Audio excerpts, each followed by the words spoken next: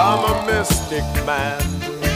Such a mystic man. I'm just a Alright, here we are, mystic right? man. We're good, you got some sound, everyone can hear us. So last week I guess we didn't have any audio for a little while, but I'm not really up on messages on phones and stuff, but it seemed a lot of messages came over all the phones, and even my phone was going off hard, telling us we didn't have sound. We finally got the sound. Everything's good, right? Sounds good. Okay, in the message rooms, let us know, make sure we got the sounds going. My name's Jon Biloon. This is Hawaii Agronomist. We're still working out all the kinks. Jadi's not going to be here today. I know everyone likes the reggae music. We'll try to play some stuff during the breaks. I really enjoy, I guess he's Redbeard or something like that. Now he's changing his name all the time, but I really enjoy how he does the songs. But that was Peter Tosh, Mystic Man, one of my favorite songs, one of my favorite artists in the world. Definitely his songs tell it how it is. And I'm continually amazed at how many people don't really know how it is. How many people are walking around pretty much in a daze, not really quite sure what's going on inside their mind. I'm really one for keeping your inner dialogue a secret. You know, I really don't want to know anyone's secrets, to tell you the truth. I think it's good to share information. I think it's good to be a moral person. I think it's nice to ask for help. It's nice to let people know who you are in real ways. But you know, inner dialogues, what's going on in your mind, I think better kept to yourself. But I'm starting to question what is really going on in most Americans' minds at this point. I just had to run down to the local Walmart to get a tape for our video camera, and I'm feeling more and more, maybe I'm going crazy or something, but I'm starting to feel more and more detached from most of humanity, because when I look at humanity I see, I don't see conscious human beings. I don't know if I'm projecting or what I'm doing. I see sick people, I see seriously obese people, I see people who don't have clarity in their eyes, I see almost I don't know what to say. You know, is it coming from my lifestyle? Is it coming from the decisions I made back in the 70s when I also felt the same way, but then I was 24, and I think most kids at 24 feel like mostly everybody's kind of crazy. But I really focused back in 69, 70 on the environment, and I really felt like we didn't really understand the environment. When I got involved in the environmental movement, it didn't take me more than a year to realize that the small groups that I was involved with at the beginning of the environmental movement who were concerned with, let's say, whales or oil spills, that was the big one. And then when I started getting into pesticides and food and groundwater contamination and contamination of our basically our entire environment by people selling us food and energy, all of a sudden the environmental groups seem to have been taken over, so to speak, and weren't really focusing on, to me, real environmental issues, and they really aren't anymore. And so back in 70, 71, I basically abandoned the environmental movement when I realized that we weren't focusing anymore on the real issues, which really, to me, was the total debasement of our food supply. And when I talk to people even now, and I bring this up a lot, I ask people what's important, and it's a football game, or maybe their car, or the new iPhone, their new app, the new this, and very few people actually think food's important. And it really is unbelievable to me, because at 22, 23 years old, I became a vegetarian. Not saying that everyone should be a vegetarian. I became a vegetarian basically on the level of everybody else was eating meat, and I wasn't gonna. I was just not gonna be part of this society. And then a lot of people that I respected, the books, the things that I'd read, I thought that a vegetarian lifestyle had less impact on the environment. You know, it takes 10 pounds of grain, soybeans or wheat or whatever, corn, to make 1 pound of meat and stuff like that. And then with all the poisons and pollution in our foods, in our grains and everything like that, the poisons were concentrated 10 times. So by the time you ate conventional meat, it had, you know, off the scale levels of pesticides and poisons and other issues that I really didn't want to deal with. And when I became vegetarian, it took about 2 or 3 years, and all of a sudden I started having a lot more respect for life on this planet. I started looking at all life forms as sacred. And I realized that the people that did eat meat, 99% of them just went to the store and bought some meat.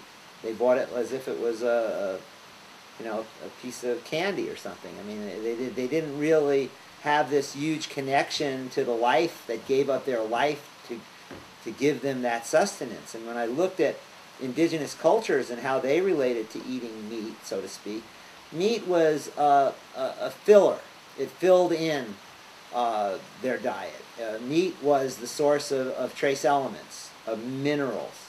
Meat was, if they lived in a harsh environment, the animals that they ate, were eating things that they couldn't eat, okay? So all indigenous cultures basically ate meat from animals that were consuming things that were inedible to human beings. I mean, we can look at Eskimos. They were, you know, seals and all that. They're eating things that the Eskimos clearly can't get their hands on. And American Indians were eating buffalo, and the buffalo were eating grass and different kinds of weird stuff that, you know, it was hard for an Indian to eat. So it was a different relationship, you know. And then we look at the African dudes that are out there, you know, drinking the blood, the Watusi or something, and then they're drinking the blood and the milk of their cattle that are eating the grasses that they can't consume. It's a survival thing. And all the indigenous cultures had respect for the meat that they ate. They had respect for the animals that they consumed. And I think there's still a lot of Americans out there right now that hunt, that still have that feeling of survival and, you know, connectedness. But now, what are we looking at with meat? And I really want to talk about this because we've crossed the line here in reality.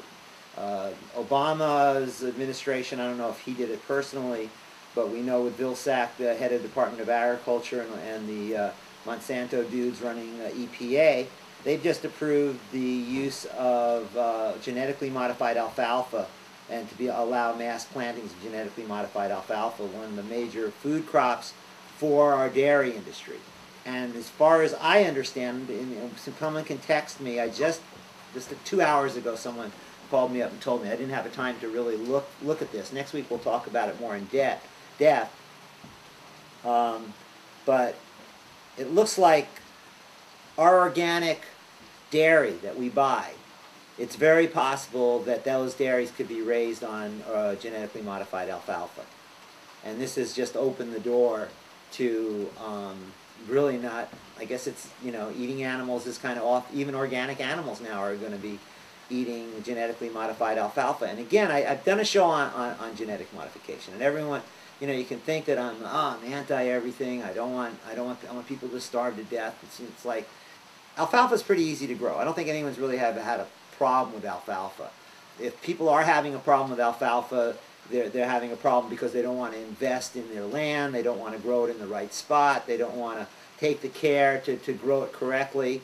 They're just looking at money. And I'm not really quite sure the genetically modified alfalfa is going to make them more money. I just know that the forces out there want to take control of our food supply. And by genetically modifying alfalfa, they have an opportunity to control really the meat, milk, dairy kind of landscape, big time. And farmers that grow genetically modified alfalfa aren't going to be small growers. They're going to be huge growers, because it's the economy of scale. And the small organic growers, alfalfa is going to get contaminated by the genetically modified alfalfa, and they're going to go out of business. Either they're going to be sued by Monsanto for stealing genetic material, or they're just not going to be able to compete with the low-cost, crappy genetically modified alfalfa. Now remember, the deal here, and I'm going to go back to the whole idea of why did indigenous cultures eat their animals. and drink their milk or their blood or whatever it is.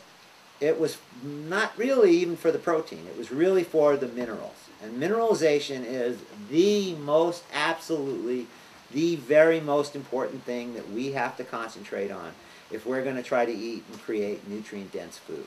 And this show is about you going out there now and growing nutrient-dense food, which means putting a seed in the ground and harvesting a plant that is nutritious in multiple ways. Nutritious as for protein and carbohydrates and sugars and all that kind of stuff. Nutritious when it comes to vitamins, nutritious when it comes to minerals and trace elements and stuff like that, but also nutritious when it comes to the phytonutrients, the colors, the flavors, and the other natural chemicals that aid our immune system and allow us to become healthy and stable human beings. Remember, our food is the precursors for our hormonal system. Mexican yam contains substances that help are the building blocks for our hormones. There's a lot of different plants out there that are the building blocks for our hormonal systems. A lot of them are essential fatty acids. Even primrose, they talk about over here in Hawaii, mac nut oil is really good. You want to have a balanced endocrine system. You want to have a balanced body. You want your immune system working and firing completely. You got to have the right blend of essential fatty acids. You got to have the right amount of minerals. You got to definitely eat your protein, but only, an ounce of protein a day, pure protein. That isn't really in America too hard to find. You need the right blend of carbohydrates. You need your right mixes of food. You need to eat your food in a way that you're going to be able to digest it. The amazing thing about food is you can eat all the food you want, but if you're not assimilating it correctly, if there's something wrong with your assimilation and you can't eliminate it correctly, you're going to have problems. You could be eating the greatest, most expensive, unbelievably great food in the world, but if you're not assimilating it right and eliminating it out of your body right, it's not going to help you. And so how do we get to that stage where you actually become sensitive enough to know the types of food you need to eat, when you need to eat them, how you need to eat them, and what you need to do? It's a lifelong learning experience. And this is what mothers, not my mother, but mothers should be teaching their children. This is what mothers and wives should be doing, taking care of their family. I'm sorry, I'm going to be kind of, man-woman thing here, but I honestly believe that we've lost it. We don't have a family unit anymore. We don't have someone in the family responsible for making sure the children eat proper and good nutrition food. We don't do that anymore. The person who tells us what to eat is the McDonald's commercials, is the Post Toasties commercials in the morning. It's the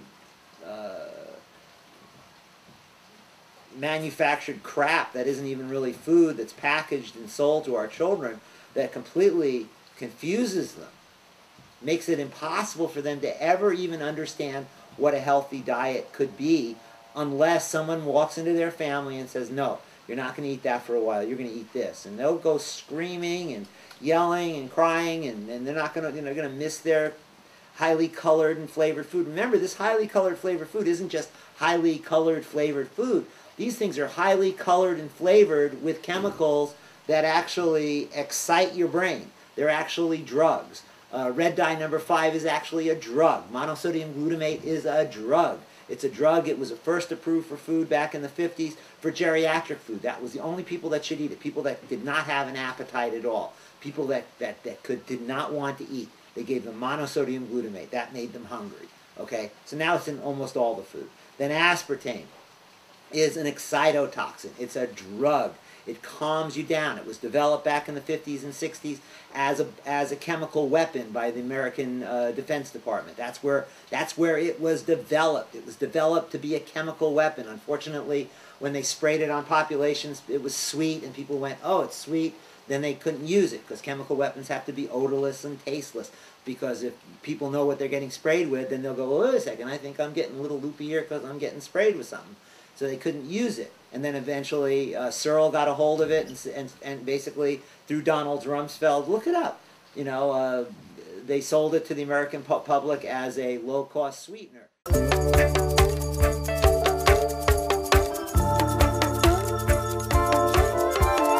I'm a mystic man. Such a mystic man. I'm just a mystic man. Mystic man. I'm on dope. I'm on dope. I'm on dope. I don't drink no champagne.